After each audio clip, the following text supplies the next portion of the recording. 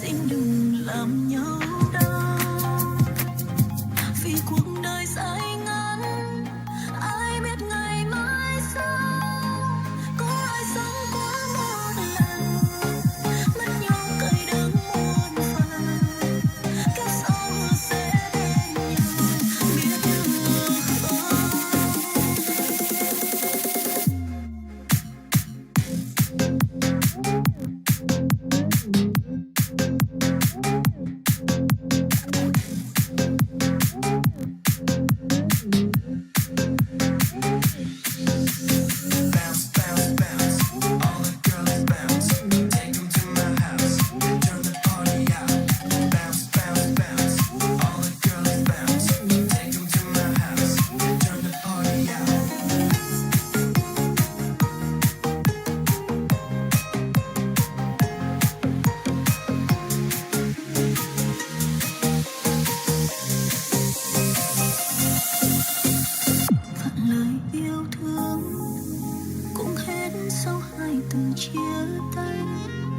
Ngàn lời hứa sẽ yêu mãi không theo số bay về trời, em có muốn không đâu, chỉ vì tiếc nuối cho những tháng ngày mình bên nhau, thời gian có số mà mình đau rằng duyên số có thứ tha cho mình không anh, ngừng bàn hạnh phúc ta bán đi đổi lấy hiu quạnh, anh có muốn tiếc không chỉ vì đôi phút đau lòng mà đánh mất người đã có với mình cả thanh xuân. Nếu như có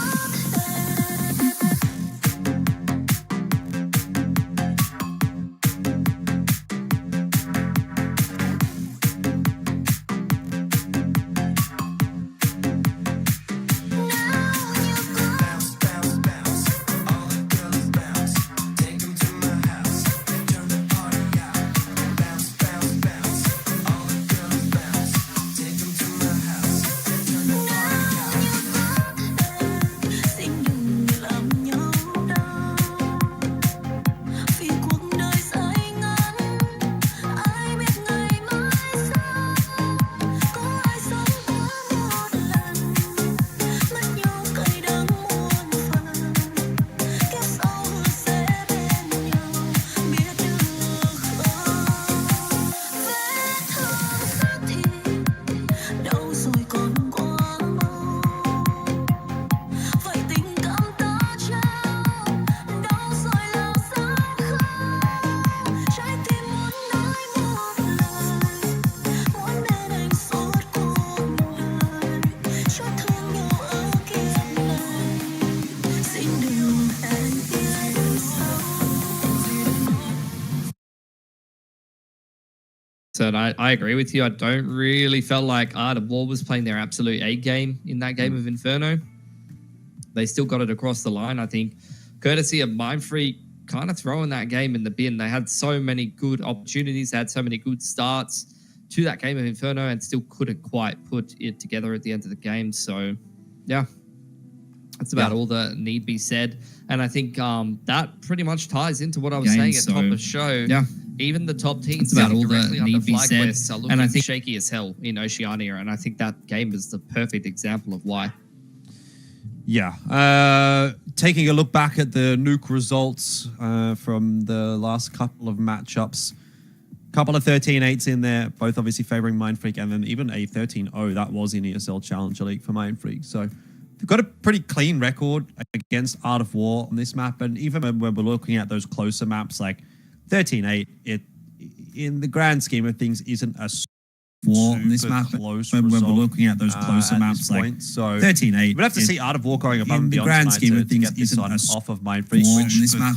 I don't know. I didn't really get the sense that they were going above and beyond on it. 13-8. We'd have to see Art of War going above and beyond. Grand scheme of things isn't a This off of basically Mindfreak. lost with- I don't know. I didn't really get the sense that they were going above and beyond. 13-8. We'd have to see Art of War going above and beyond. Grand scheme of things isn't a off of Mindfreak. I don't know. I didn't really get the sense that they were going above and beyond. 13-8. We'd have to see Art of War going above and beyond. Grand scheme of things isn't a off of Mindfreak.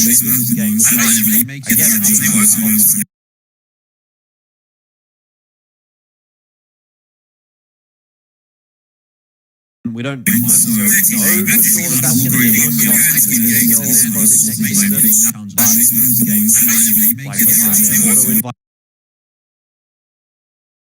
slot from Atlanta. There's a chance. So this game could potentially be for all the marbles. You know, it's not one where you go, well, whatever, doesn't really matter. It's like, if there's a chance to go to ESL Pro League for one of these two teams, that's kind of a big deal. So you really do want to be putting your best foot forward in this matchup. And I don't know. I don't know if either team really can walk away from Inferno saying they put their best foot forward. No. Mindfreak has to start out on that T side. And we'll see. Art of War just haven't really been too convincing on this map in this matchup. So, yeah, I'd agree. I really expect this to go 1-1. And then first best of three that these two teams played against each other, the decider was actually Mirage. And that was a pretty cut and dry win for Art of War. Since then, we've gone to Ancient, which was a very tight game in the last BO3.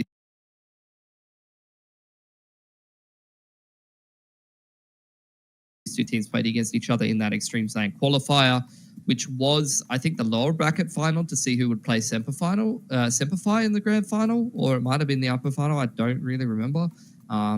Either which way, should be a pretty tight game. It's, one of those maps that's going to be roundabouts in the middle of the pool. And, I think map pool a very important discussion at the moment in Oceania, because a lot of these teams are kind of newly formed. They haven't had a lot of time to work through the entire map pool. You don't know what easy to be able to schedule scrims and be practicing all the time. These days, that's not really as much the case, and FlyQuest is often not there for you to practice either because they're elsewhere.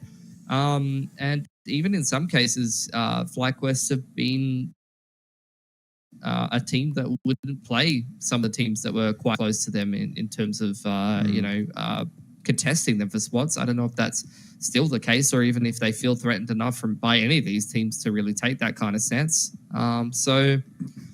Yeah, I just think, it should probably be business as usual here on Nuke. But as a broader discussion point, we need to see these teams improve more in a lot of different aspects, whether it be individual players' consistency, whether it be fleshing out the map pool, or, other aspects of the game, like, Mindfreak, some of those mid to late rounds on Inferno definitely need to be worked on. It's been multiple times that it's kind of cost them some of these games. So you would think that should be a pretty game. They have the knowledge of where to find the resources, what they, probably need to be doing to sort of just pick something up somewhere.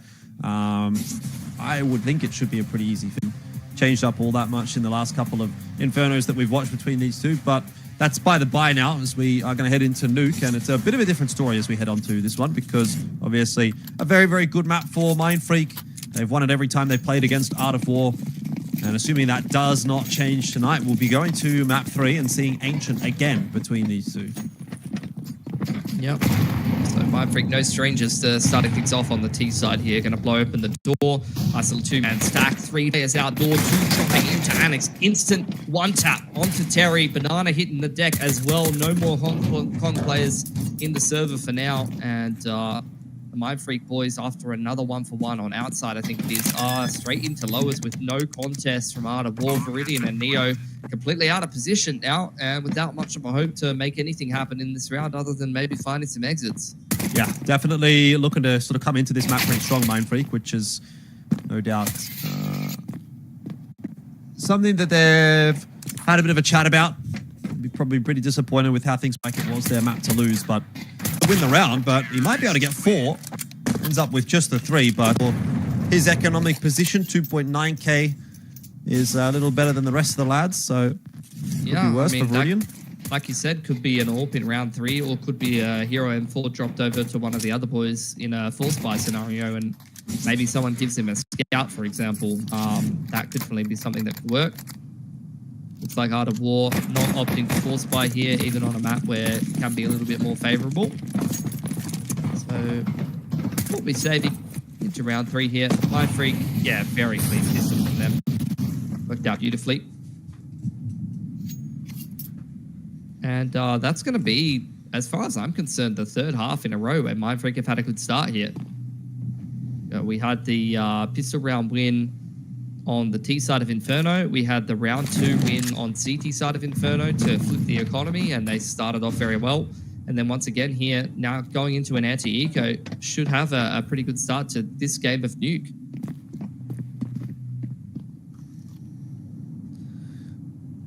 That's what we're getting so far. Bomb plant down on B. Gump may well get run down here. There's a lot of CTs that he's going to have to deal with. There to find a trade. That's some fancy footwork from Oath. He went sliding off of the balcony. 2 kills. Nothing to get too excited about for Art of War. But this is the first gun round, and Viridian, he did have the money for the AWP, decides against it. Just going to go for the rifle, but picks up a bit of extra util for all of his labors in that pistol round. Going to be aware that the MAC-10s have been retained, which can add a little bit of different pace to this round. You're a bit more kind of pigeonholed into what you can achieve with a MAC-10 on Nuke. Like, it's got to be some kind of uppers play at some point in the round, maybe a ramp rush. Early on, though, they're going to send Tux with the pace of the MAC-10 straight down secret. A lot of damage onto Terry there, just spamming away. Predicting his position over towards Unbreakable is pretty cheeky stuff, and that's where the Galil gets a pretty free one-tap with that chip damage. Really nice stuff from Mindfreak. Yeah, just caught Terry in no man's land, really. He was sort of just floating around. Banana's going to go down as well, so you're immediately seeing a bit of a different brand of this matchup from map 1 to map 2. Viridian caught on a timing as well. It just cannot get any worse for Art of War, can it? Until that happens, I mean, put that round in the bin and forget about it. How many upgrades are we going to get, Tux? He's over on Annex side, so he can't find himself a rifle, but still, I mean, bonus round 1 for Mindfreak, the best possible start to the T side of Nuke here. And yeah, Art of War not looking good on Nuke yet again. I mean, I'm hoping there's going to be a bit of a pushback where we had a pretty competitive game of Inferno because Mindfreak was stepping up so strongly in this series so far. So I'm hoping it's not going to be a foregone conclusion, because at some point when Inferno and Nuke go that way, and sometimes start to get a little bit bored, push comes out from the 5-7s. It's a full lobby crunch, actually. The kills go the way of Art of War, but Viridian and Oath punish, pushing things a little further and coming down from lobby room, heard by Banana. Swing comes in from Pain, and the aim punch is good for it. 4 up for Mindfreak. 3 players surviving. Yeah, it's looking pretty routine so far from Mindfreak. Just going through the motions. Art of War not putting up much of a defense. Change up in the buy this time around, though. Viridian's going to go toward the AWP. See if he ends up on outer. Pain's also got himself an AWP.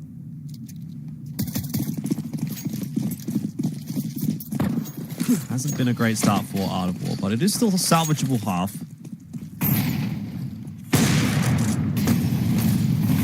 Spotted on outside, so confirming that CTs will have one.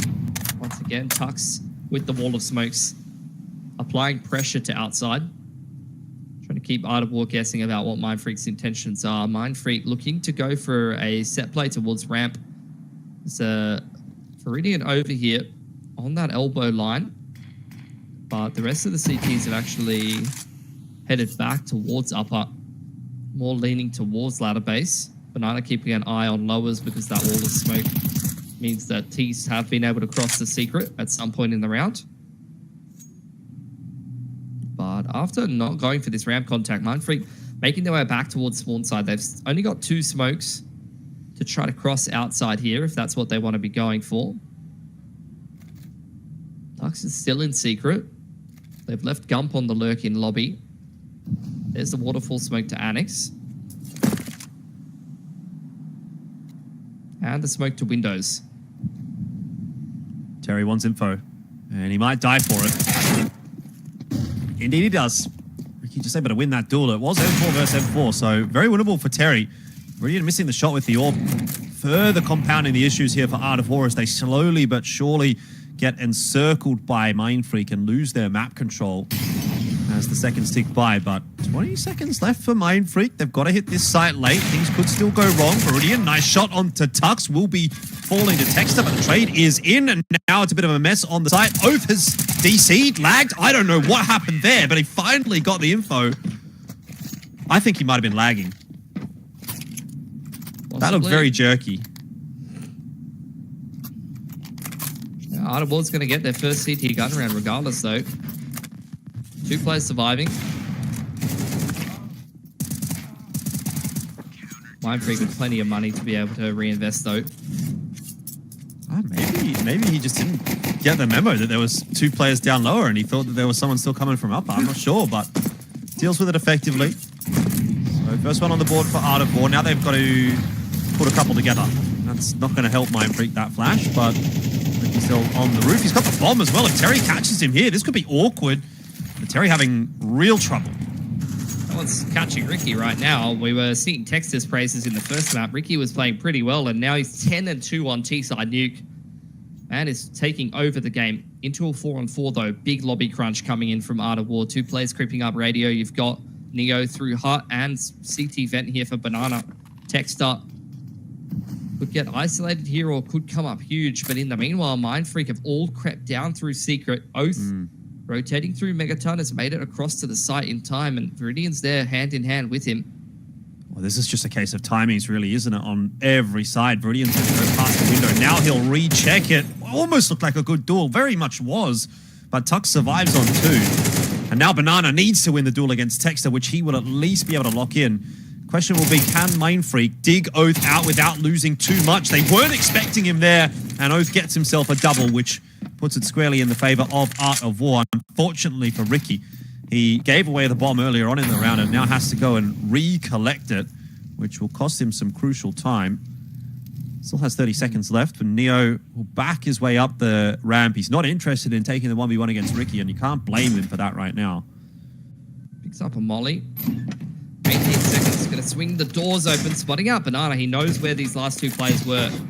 Going to try to cross to Decon. 12 seconds. Is that even enough time to make it to the upper site? 8, 7, 6. No! He's made it up the vent. I think he might have had it. But he's just missed it by a half-second timing. Banana would have secured it no matter what, let's be honest, though. Even if he plants front sight there, Banana would have come up the vent and killed him. So not quite enough timing there, but I think Ricky's still doing a lot of damage to that CT economy. It's quite relevant. Yeah, at the end of the day, he's taken away 2 guns, so I think you can at least take something out of that situation.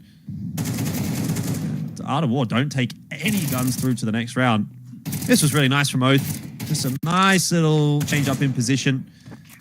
He's had a couple of good multi-frags so far this game. Right, Mindfreak finally out of money. So is Art of War. Into a pretty big swing round here. Once again, wall of smoke across the outside. You've seen this every round from Mindfreak so far, but this time instead of a 4-1, it's going to be a 1-4. The majority of these players on outside, even Gumps on silo, not a single player inside lobby. They're creeping out onto the line, actively looking for duels against the CTs. Off angle from Terry. Flash goes into Annex, actually catches him off guard. That masked the Thao. footsteps inside warehouse, but he's still able to react well enough to kill Tux. Texter trading it.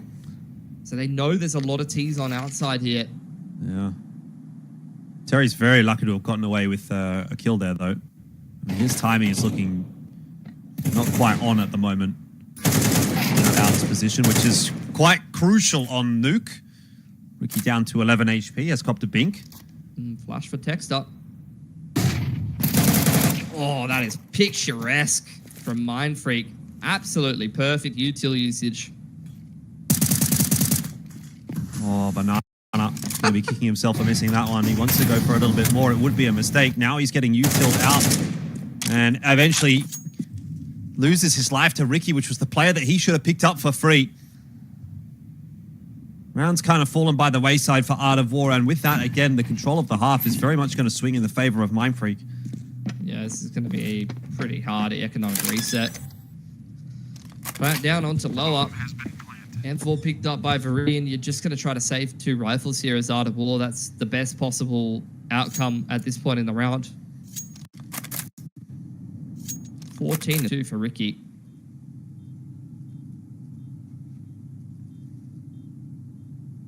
It's interesting for Mindfreak. Like, you seem to get the big performances from the players that are coming back, you know, rather than the up-and-comers. Like, usually the traditional layout of a team like this is you get the veteran players playing more supportive roles and not really, you know, playing the fragging roles. But both Ricky and Texter have had some really big games in a lot of the series I've seen from Mindfreak so far. That's obviously doing the majority of the IGL duties. You've seen some big rounds from Gump and some good clutches, and Payne when he's on with the AWP has been good, but tonight he really has not been super great, to be honest. I don't think we've seen any big highlights from Payne. I think his best moment was holding the A site on Inferno 1 or 2 rounds. But we've even seen some pretty questionable decisions, like getting picked for free on jungle side on Inferno.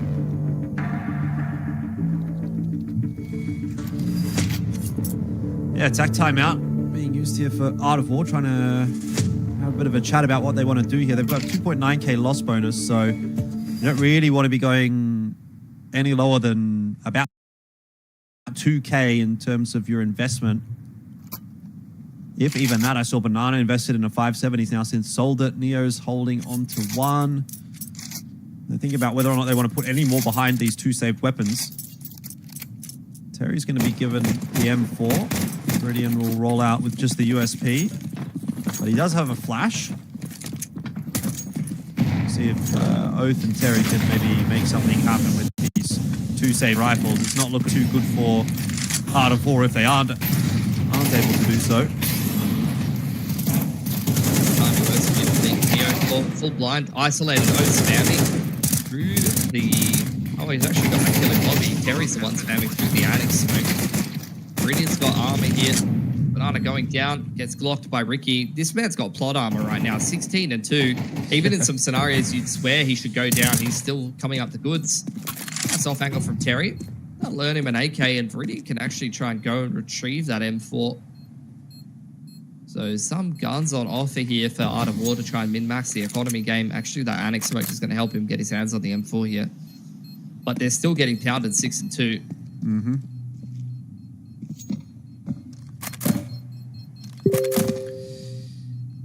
Yeah, not super convinced about Art of War at this stage on Nuke. It's definitely looking like a 3-mapper.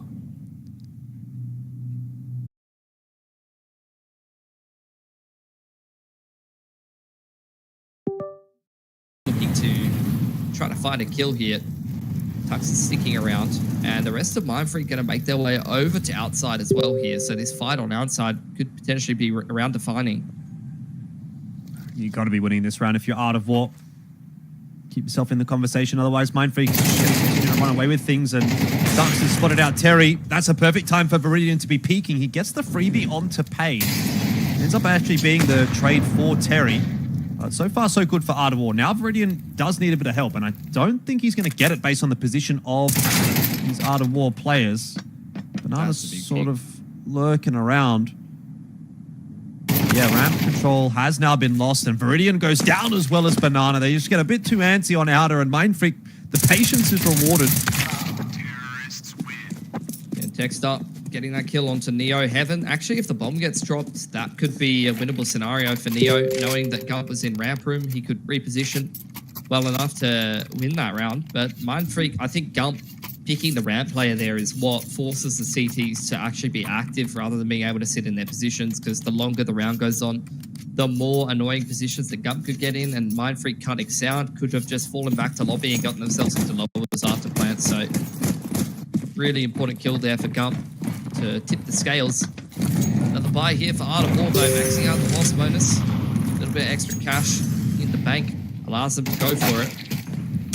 Oh, Gump, unbelievable. Through the fire there. Just a little bit too much effect detail being the difference maker. I'm not sure if that's still a thing in CS2, but at least in CSGO, when you were close to the Molotov, you had better vision on the player further away from it. So if that is still the case, that pick with the 8K is a perfect example of abusing that mechanic.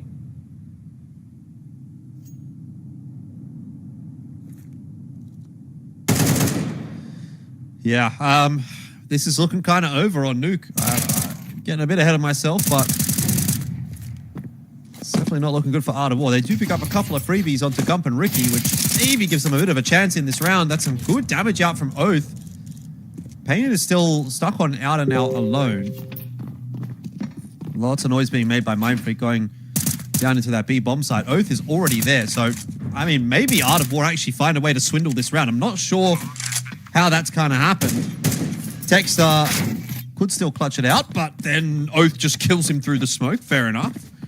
That's a wonky looking round, but I guess Art of War will take what they can get at this point. They've Caster cursed it pretty hard there. I'm not going to lie. That was a round of time. Yeah, I mean, it should have been around for Mind Freak every single day, right? But I don't even know what they were doing, to be honest.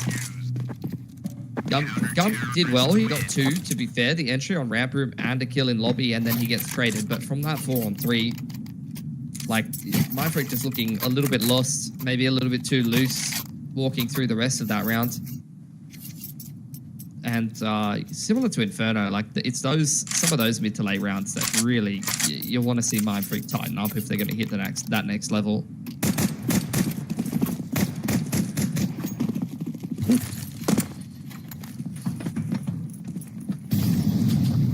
All right, Art of War.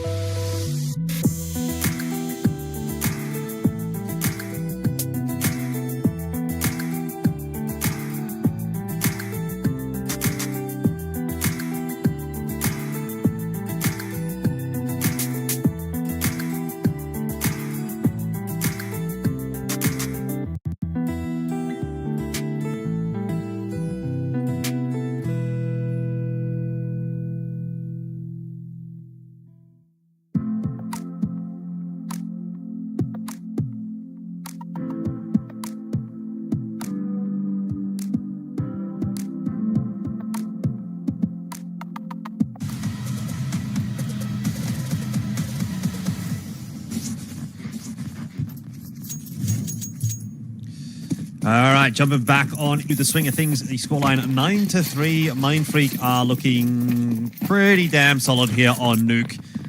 I have to say, it seems like Art of War are kind of just waiting for Ancient at the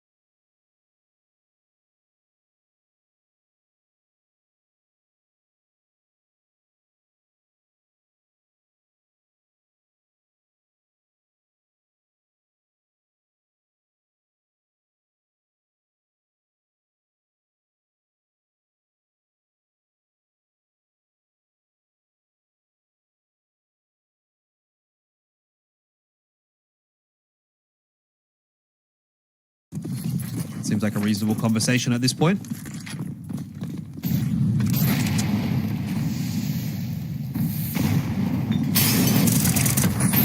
Exchange back and forth. Texas going to dive into door. Already starting things off well for Mindfreak, and whatever Art of War discussed in their pause has already been disrupted and is starting to fall apart a little.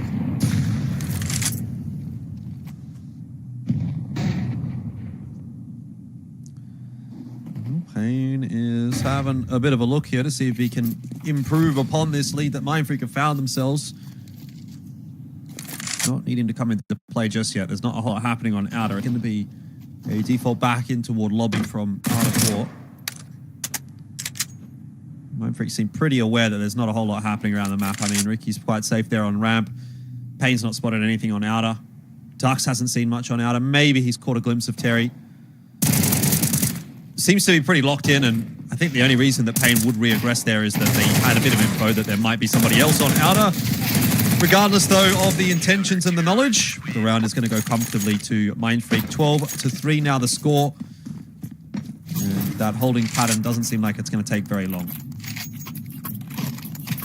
I mean, post-pause, Texter just got in their face on lobby side and didn't really seem to be very much follow-through after that from Art of War. Pretty cut and dry game in general from Mindfreak. A monster game from Ricky, 21-8. At one point, he was like 16, 17-2, something like that. Yeah, this buy, one flash on T-side nuke. I don't know. I don't think that's good enough to get it done. Usually. But I don't know, maybe Eggs made a YouTube video about how to win T-side nuke with one flash. I'm hoping so. Ricky spots some info. Texter didn't quite get the memo.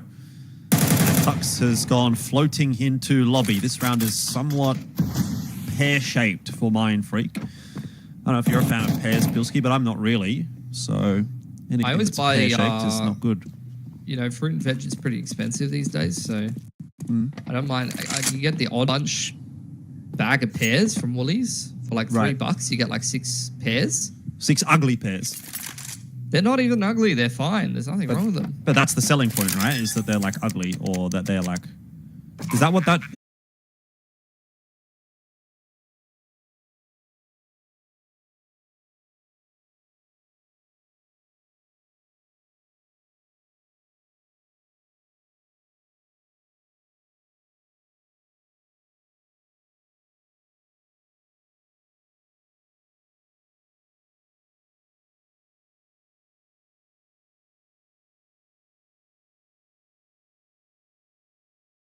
You can get, yeah, I get the crazy carrots. Oh, that's what they're called?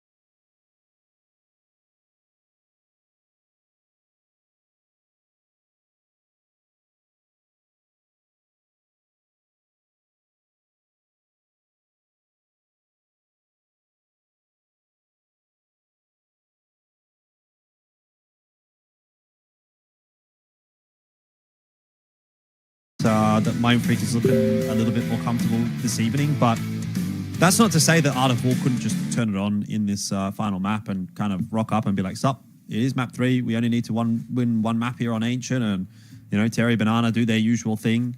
It's very much a possibility. I don't think we've seen the peak of Art of War so far tonight, so it's coming.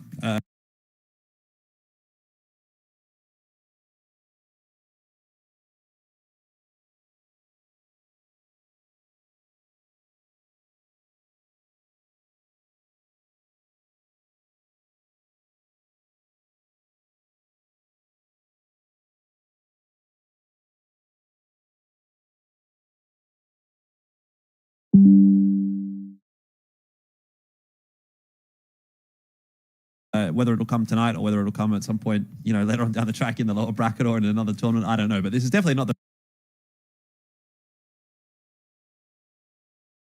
time. For Mindfreak, it's been looking pretty good so far. But we have to check back in with Terry and see how he is going for tonight. And the stats themselves were not crazy on map 1. They're going to be, unfortunately, even worse here for map 2 because that was a bit of a drubbing for Art of War, 8 and 15. But Terry is not someone that is going to go missing for too long. So I'm expecting a big Ancient. I would say the same thing. He's been pretty fantastic for Art of War the last little bit. This is honestly an underperformance from him, but in a pretty important game where he needs to turn up and he's got a couple of minutes to get his stuff back together. The same thing for the Art of War as well. They need to bounce back after a bit of a dropping there on Nuke and Mind Freak. I think as far as they're concerned, this could have been a 2-0 and they're looking to rectify that next map. Yeah, looking to make amends for the couple of losses that they've actually faced at the hands of Art of War. Like, again, you know, this is very much in line with the conversation that we would have been having around Extremesland time, where, if you remember, it felt like Mind Freak had put themselves in a position to win that series, and then they kind of let it slip. Art of War walked away with the win then on Ancient.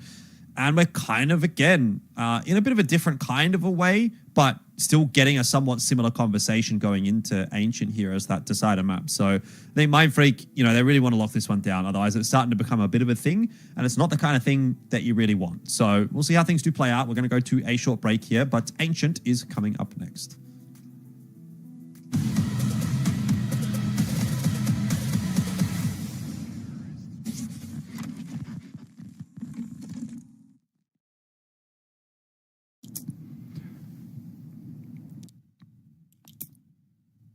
О, нахуй я поставил на 3. Да не надо, блин.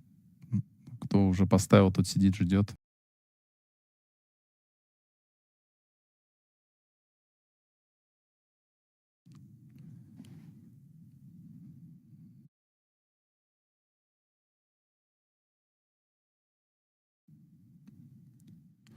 Дайан бан в ТГ.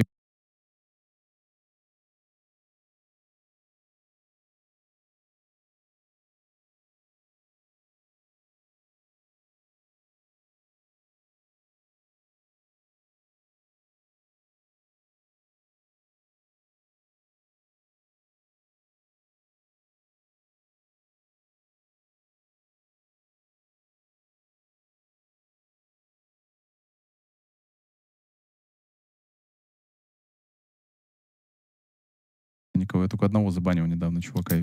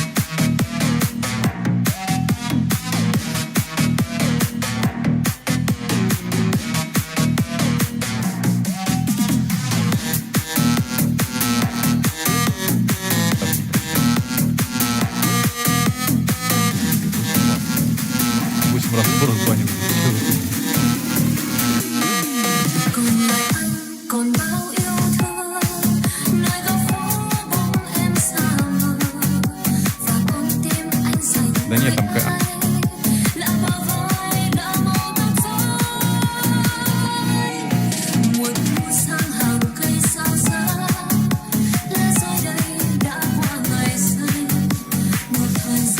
А, значит, не разбаним, не надо.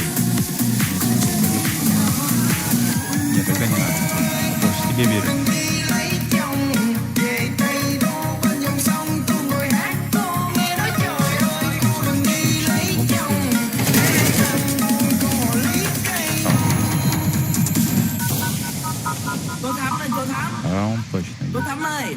Только вот сейчас... А там чел в спину заходит, алло.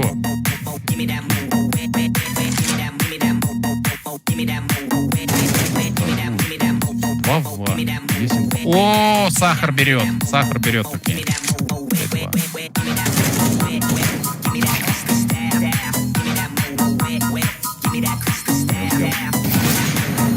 Ну ладно,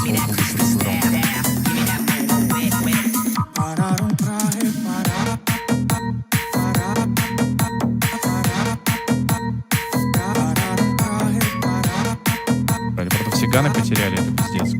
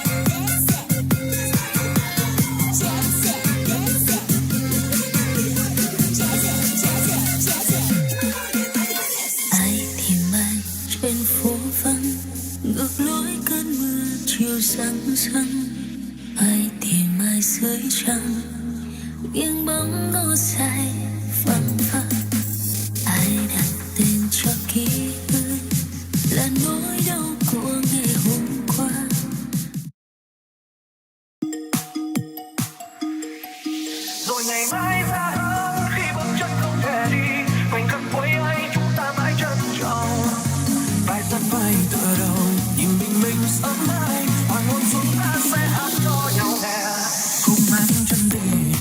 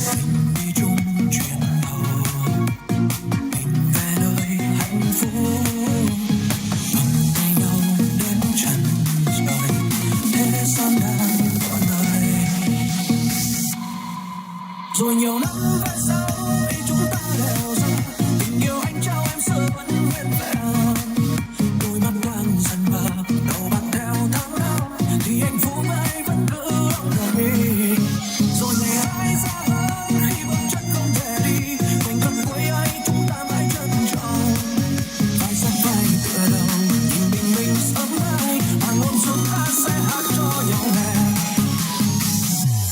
khúc hát chân tình.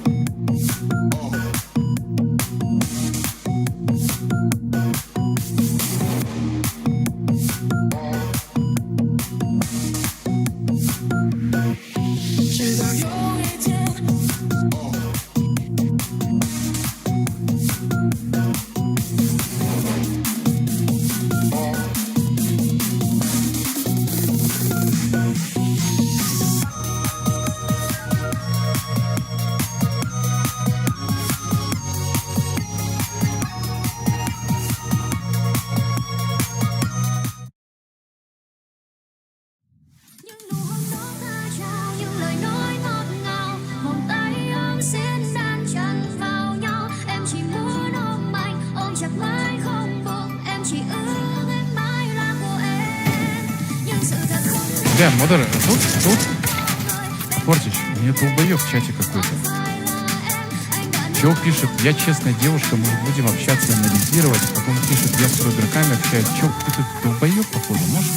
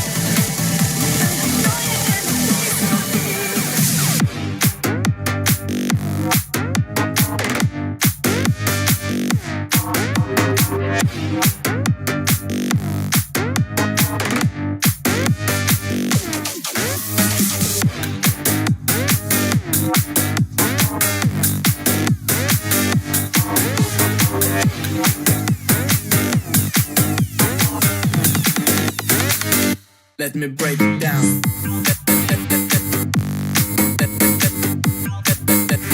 Break it down.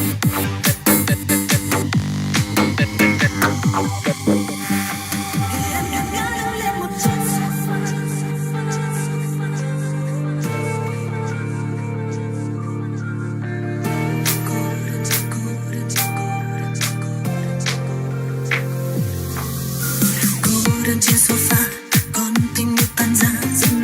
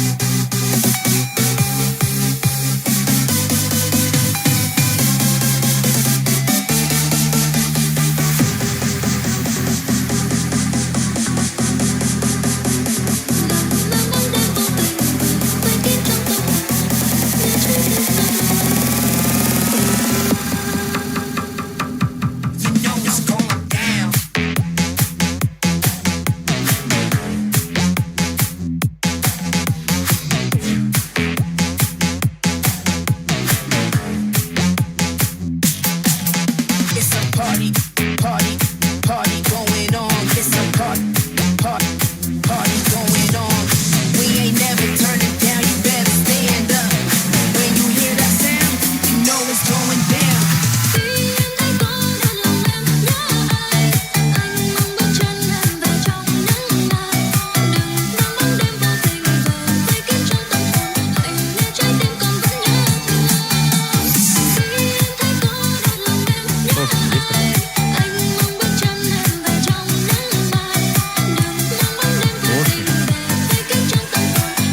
Плюсик, поставьте 500 ребята.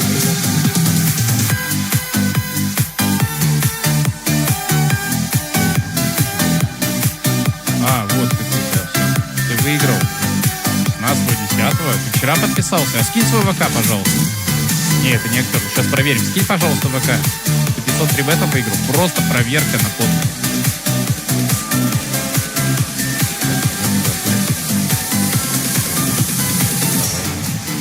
Да, нет, это кто-то говорит. Алексей Зайцев, Тбилиси. Отправить заявку. Отправляй. Стоп. Давай. Принимай. Сори, друзья, не напрашиваюсь, просто, блядь, просто прими. Тебе есть 18?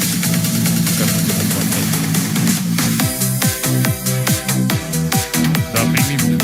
О! Вот он. Нормально. А, блядь! Может, еще хуй скинешь, блядь.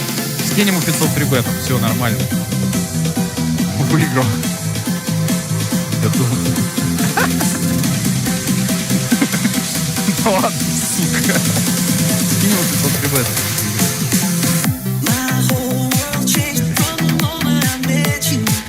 Так, следующий 500. Раз, два, три, бам. Шелоебов. Есть такое?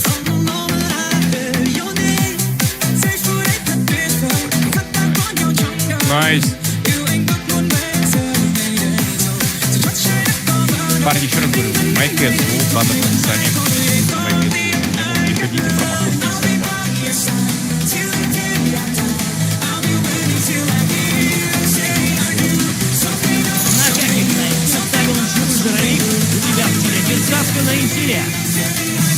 И чё, блядь, за улицу не сидит.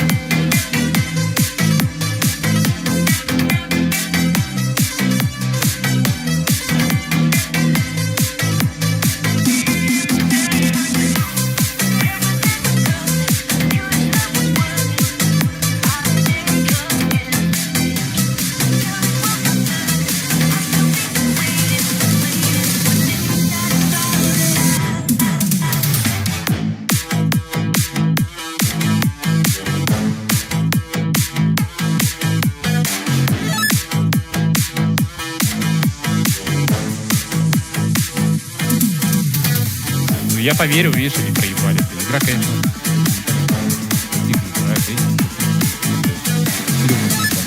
Проиграли 2. Не, ну Найн посильнее.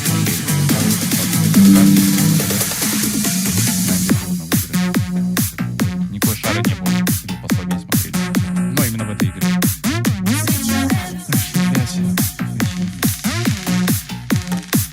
Лейк, Прессер, Пермита и Аврора.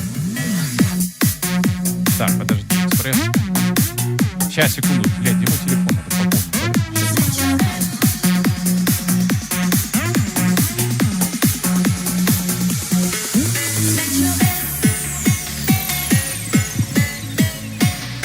Сангал ставить? Да сейчас. Блядь. Ты мне ночнику скинул? Да, ночнику.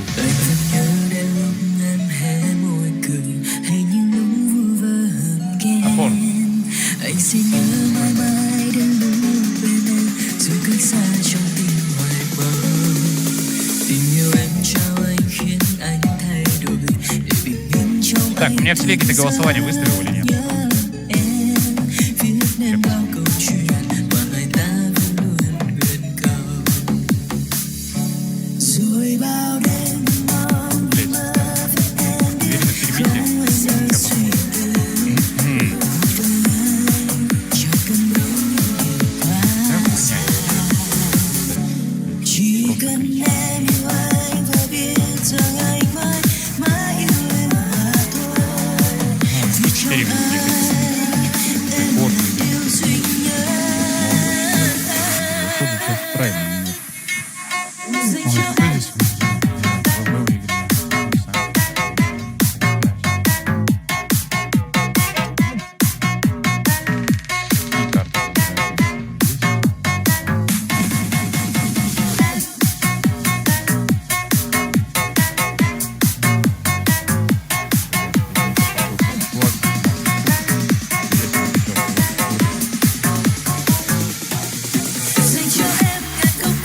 поставь на это. Да я тоже не хочу, блядь. Но мне скучно будет смотреть.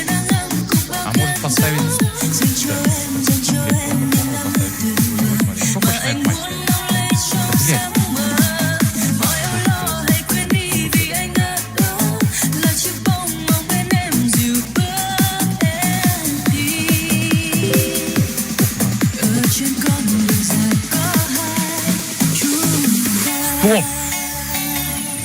Стоп!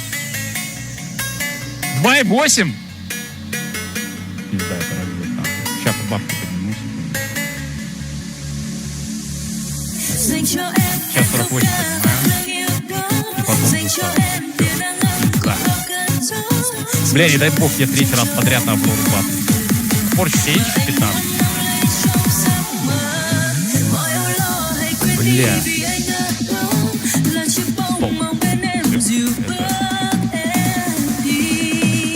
Смотрите.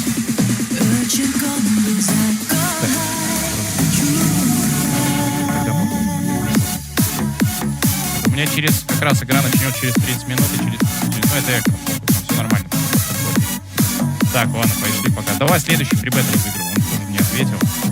500 фрибет. Ты тому отдал один 500? Шадаченко. Бля. Шваченко. Есть такой? Кого-нибудь не буду, у него точно больше 15 лет. Следующий. Семен 322. Семен. Зарегался на мою по-моему 52 дали 3К. Спасибо тебе, брат. Блять, как же он фрибет? Не, 500 ты выиграл, все. Мой КС. Конечно, красиво. 500, дай фрибет. Скинь ему, пожалуйста. Так, следующий. 2 по 1000, да, осталось? ТНТ был.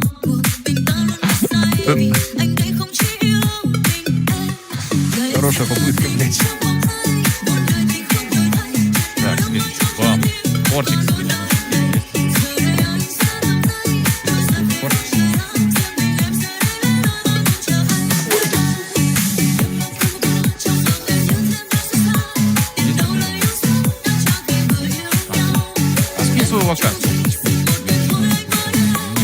Блядь, это твой год рождения, а сильно надо, блядь. Скоро. Под 30-ку, да я понял. 94-й год рождения. Скинь ему косарь фрибета в личку Твича. В личку Твича он тебе сюда. Если личка открыта, открой ее. Или тогда, если личка закрыта, в кассу скинь. Модератор, промик ему на бэтбул.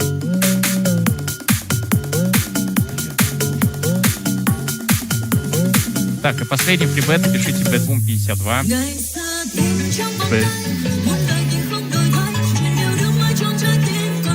О!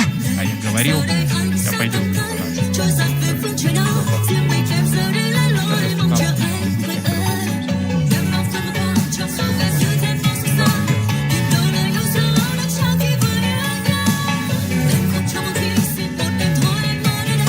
Так, следующий фрибет. Какая есть? Ты выиграл, он тебе скинет 1000 фрибет, модератором портик пиши. Поехали. Да, уже все. Следующий. Вот портик, и вот ТГ скинет. Напиши. Кити, есть такой? Парни, еще раз говорю, на MyCSGO поменялся. Помню? MyCSGO.fan. Но если кто-то хочет напрямую переходите вот на баннер в описании. Не забывайте про промик 52. 52 дает 30% любовь. Попомнил, что 30 тысяч, 30 тысяч и так далее. 52. Промокод. Покажи историю. Кити, напиши что-нибудь.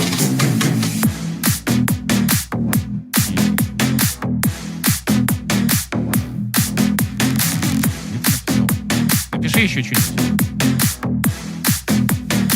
Напиши, пожалуйста, сейчас.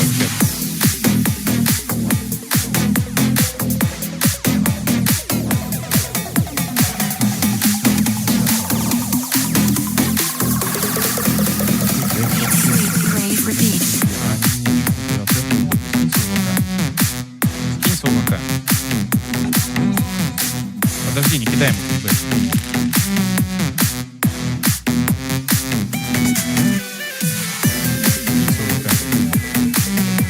проверка пиздец. Только ТГ. Давай ТГ. А, сука, подожди. Не, кидай ВК, мне пол. Ты откуда? Проверка, пиздец. Ты попал, блядь. Мне кажется, ты какой-то ботинок. Сейчас недоволен.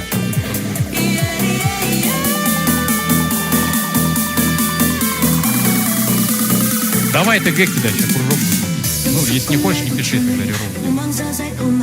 Мне кажется, у тебя есть ВК, и просто это твой какой-то второй аккаунт. Ты скажи, это твой второй аккаунт, да?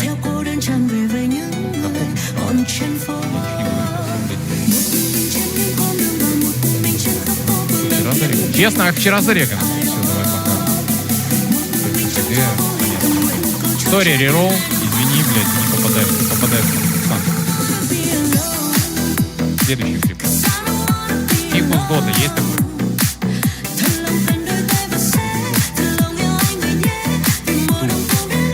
Какой-то, блядь, подозрительный. 31-22 года. Кажется, у тебя просто аккаунт долго держит. Кинь свой ВК, пожалуйста.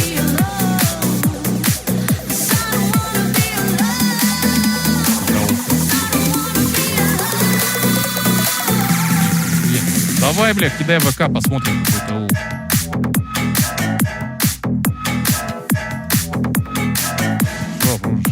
Нормально, блядь, 3-3.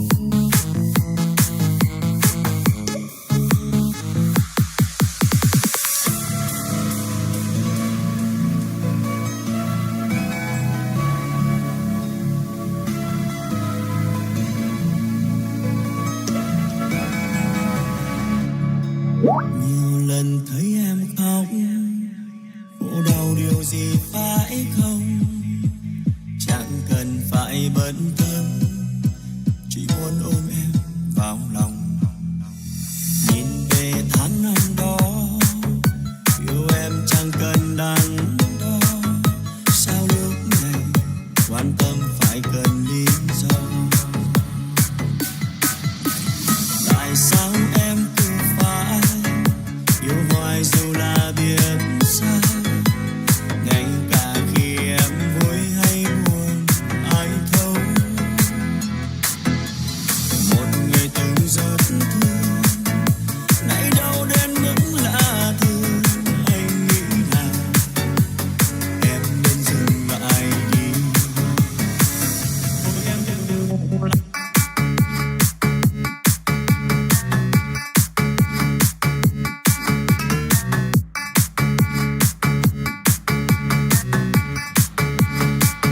thôi em đừng nặng lòng.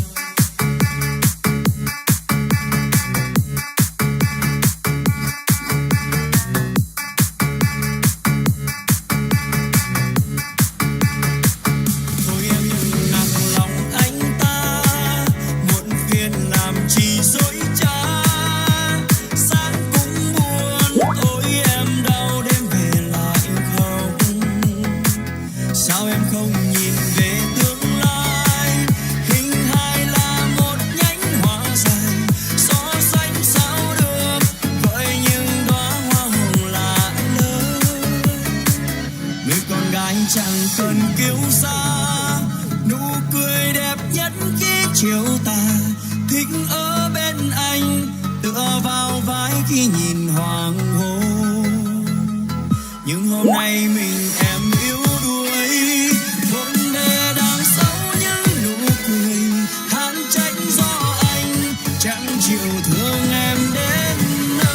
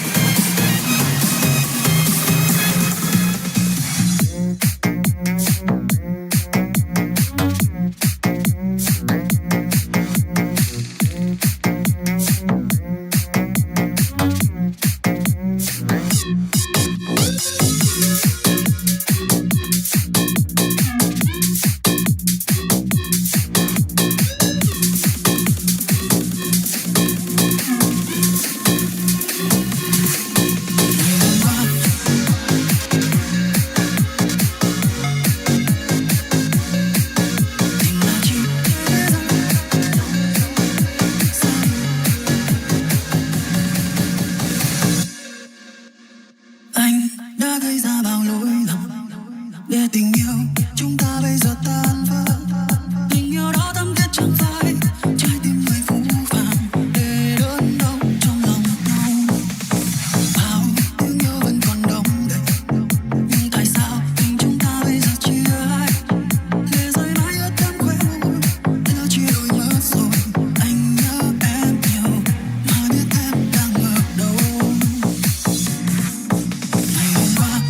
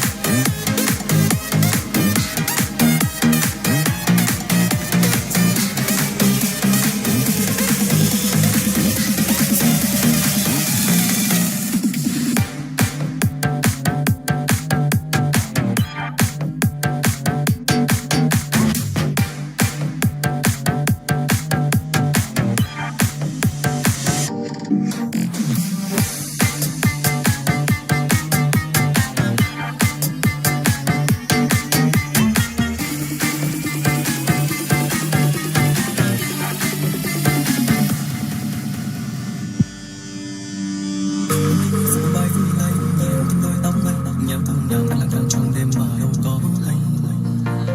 Đâu có yêu ngày nào vẫn còn trong tâm trí anh. Lỗi xưa về giờ đã giống tay lặng nằm đâu ai. Đêm nay thủy chung đêm về nhớ thương gọi xưa gọi trên đêm khuya hát. Anh quay về cho hoa bay giờ đã có giờ dẫn hóa ra ta yêu thương đến bây giờ rơi ra anh đi về bóng tối lối chìm dần trong bao đêm trôi.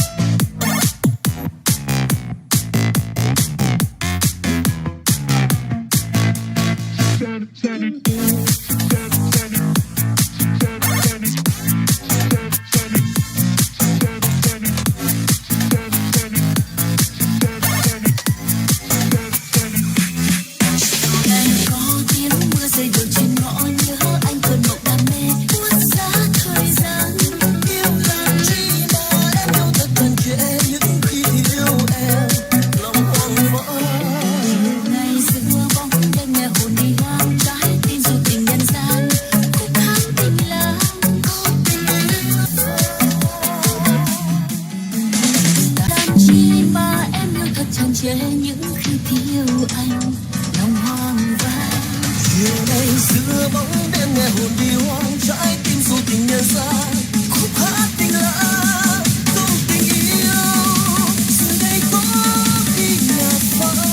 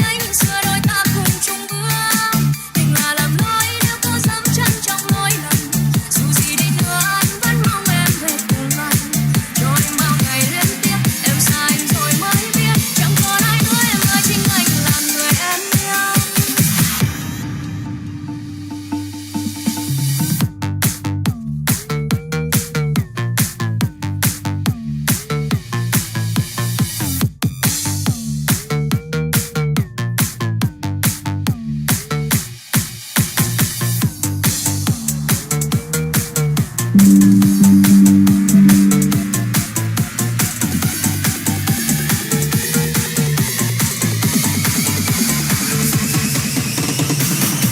biết rằng chúng ta hôm nay xa dần, chắc em sẽ chẳng vẫn gần thêm anh để làm chi. Nói với lòng chúng ta vốn gì chẳng hợp ý, nên thôi cứ thế ta biệt ly. Dù rằng còn ký ức khi ta bên nhau chẳng thể có xóa đi. Ai yêu anh bằng em, vậy mà anh đã buông tay trong khi em vẫn còn yêu anh. Sao anh quá nhẫn tâm, nói với em một lời trước khi xa rời, để em thôi muộn phiền những đêm chơi vơi. Nếu nào mang một đời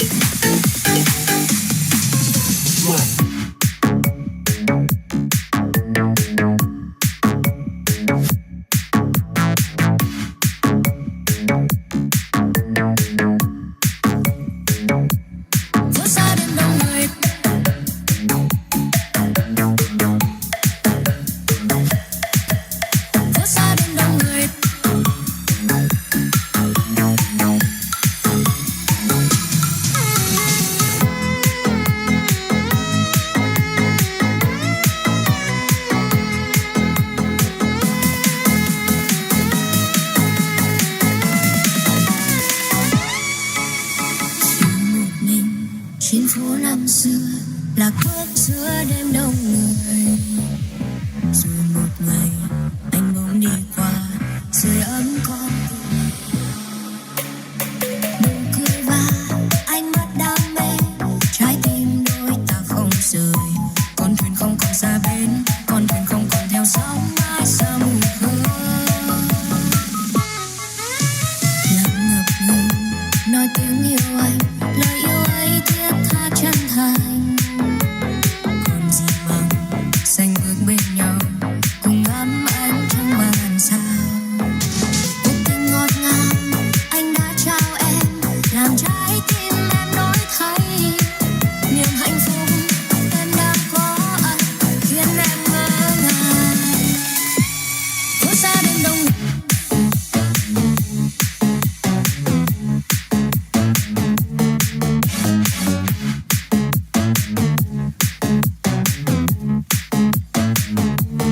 phố xa đêm đông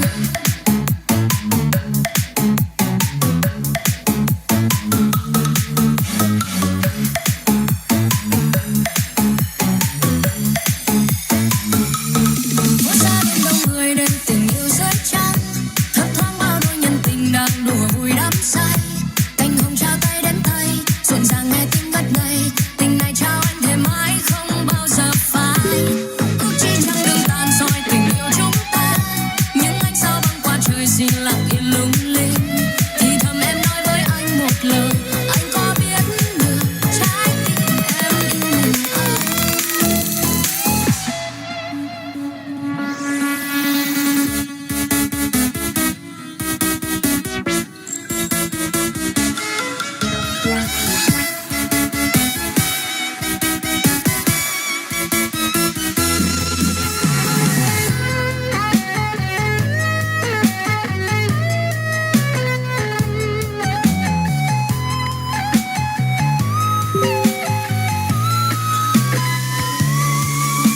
Cuộc tình ngọt ngào anh đã trao em, làm trái tim em đổi thay. Niềm hạnh phúc em đang có anh khiến em ngỡ ngàng. Phố xa đêm đông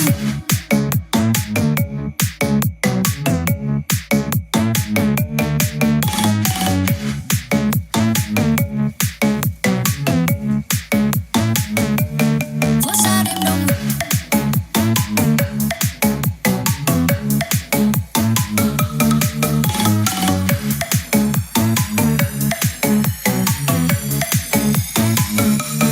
phố xa đông người đêm tình yêu dưới trăng, thấp thoáng bao đôi nhân tình đang đùa vui đắm say.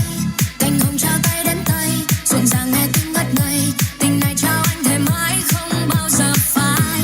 Ước chi chẳng đường tàn soi tình yêu chúng ta, những ánh sao băng qua trời xin lặng yên lung linh. Thì thầm em nói với anh một lời, anh có biết được trái tim em yêu mình anh.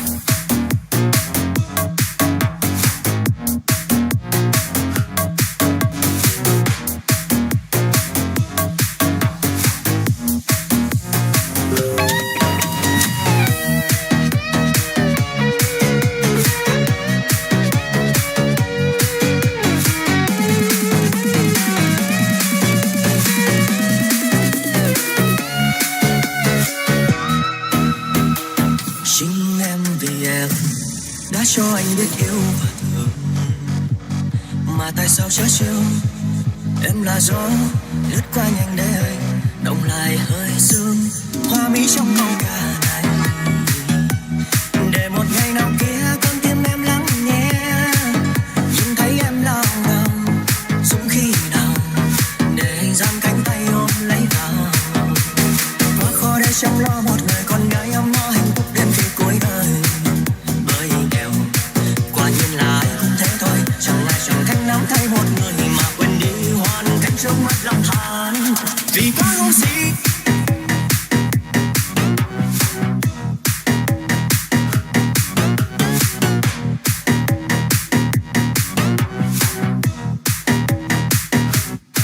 vì quá ngu si.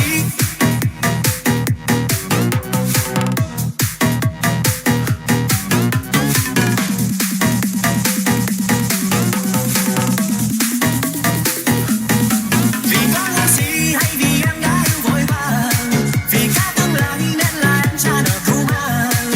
Một nụ hôn lâu ngày đôi vai phải chịu nhiều gánh vác, giờ mang thêm đau thương vì bởi kẻ phũ phàng. Người muốn kêu ai trong màn đêm tối đắm nơi đây, người muốn tìm gì ở dưới đây để siêu cưới. Mình em cứ mong nước sắc cho trông, làm sao anh quên đi và thôi nào cho em buông đi hết trong lòng.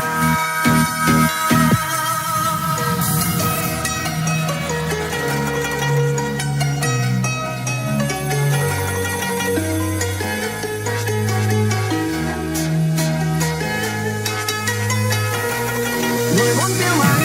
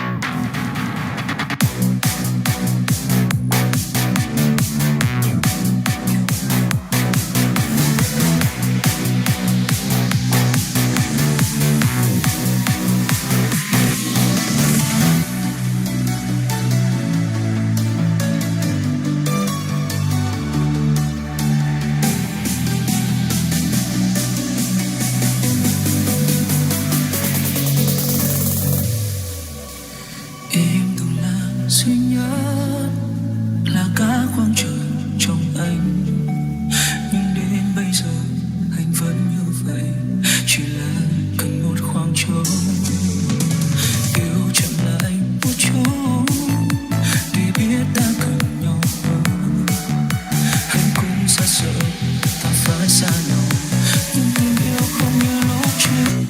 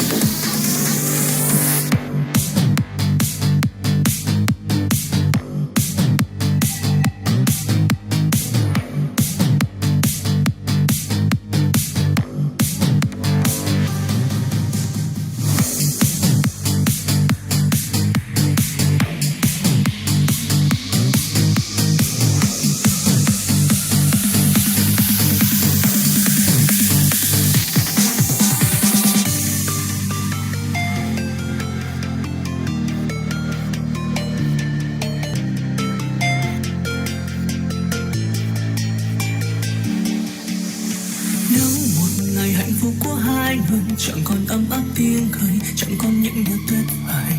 Chuyện tình yêu phút chốc bỗng trở thành gánh nặng, là tình buồn này chẳng còn nữa.